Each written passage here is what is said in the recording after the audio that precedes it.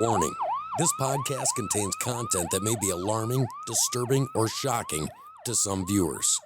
Viewer discretion is advised. According to National Crime Information Center, over 600,000 Americans get reported missing every year. Over 85,000 stay that way. The FBI says there's over 25 to 50 active serial killers in America at any time. Yes, we truly do live in a land of monsters. These are some of their stories. Welcome to Among Monsters, a true crime podcast, brought to you by Jeremy Hansen. Hello and welcome to Among Monsters. I'm your host, Jeremy Hansen, and today we have a little bit different of a story. The reason that this story is different is because I was there. This is a personal story to me. Even though I wasn't in the middle of it, I was close enough that I could hear the carnage. I'm talking about June 9th, 2007 in Delavan, Wisconsin. It was a beautiful day. My wife and I had actually went and visited her sister, Stacy, and my 12-year-old niece, Shelby, wanted to go do something, so we went for a walk. We had a light breeze, beautiful sunny day. It was almost a perfect day, about 75, 77 degrees. People were mowing their lawns. It smelled wonderful. The traffic was taking in the scenery. Everybody had their windows down. It was a perfect day until we were walking about a block and a half away from a park. And I thought at that time, I heard a firecracker, which was not a big thing being we were in June. And there's always a festive atmosphere a month before and a month after 4th of July in that area of Wisconsin.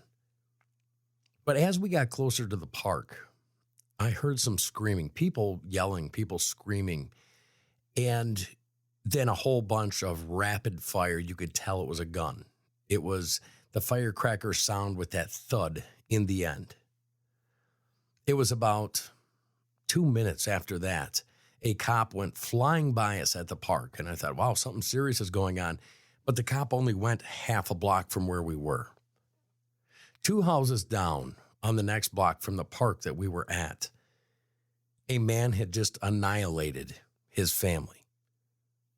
Ambrosio Analco, 21-year-old, had walked in because of jealousy and annihilated his family. You see, earlier in the day, Nicole Mcaffee, his former girlfriend, had expected him to come around, and Ambrosio Analco went and got her mail. In the mailbox, he found a letter from another man that Nicole Mcaffee had been talking to in prison. And he thought that that was cheating on him, even though they were not living together at the time.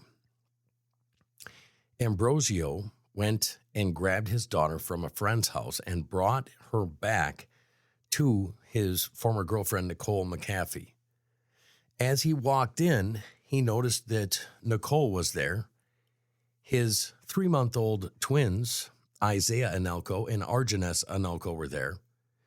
Ashley Huerta, 19, Nicole's sister, Jasper Huerta, 21, and their friend Vanessa Iverson were all in the home.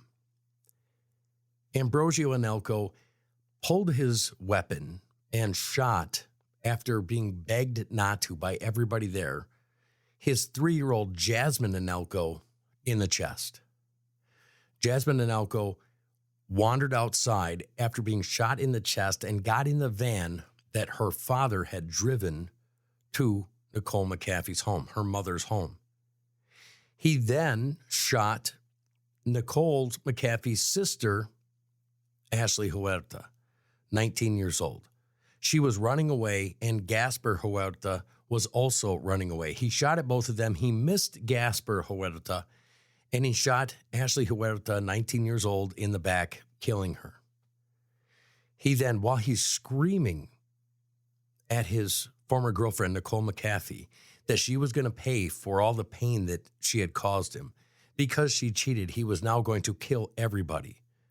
At this point, he had already shot their daughter, 3-year-old Jasmine Analco, in the chest, which she survived. He had already killed her sister, Ashley Huerta. Gaspar Huerta had to climb out on the second-story balcony and jump off and run to get help. He then turned his weapon towards Vanessa Iverson, the friend that just happened to be in the wrong place at the wrong time, and shot her in the head. He then, according to police reports, looked at Nicole, his former girlfriend, and said, "You're going to feel the pain that I feel." And he lowered his weapon to Isaiah Analco, his own 3-month-old twin son, and shot him point blank. He then turned his gun to Argenis Analco and shot him point blank. He then looked at her and said some mumblings and shot Nicole Mcaffee in the head, killing her instantly, and then turned the weapon on himself. 6 people dead and a 3-year-old shot in the chest. It was the most tragic event ever in Delavan, Wisconsin history, and it still gives me chills to think that as I'm at a park celebrating a beautiful June day in the heart of Wisconsin, seeing all the happy people around, that the screaming that we heard, that the firecracker popping sounds that we heard were literally people and children losing their lives because of a jealous, weak man. June 9th, 2007, Delavan, Wisconsin. It is a day that I'll never forget. Rest in peace, Nicole Mcaffee, Isaiah Analco, Argenis Analco, Ashley Huerta, Vanessa Iverson. And please remember, 3-year-old Jasmine Analco lived. She's a survivor. Shot point blank in the chest by her father, and she lived. There's no telling what men can do, what women can do, what humans can do. And emotions are a powerful thing. Never allow your choices to be made by emotion. That's exactly what Ambrosio Analco did in Delavan, Wisconsin. And because of that, he annihilated his whole family. Thanks for listening. Until next time.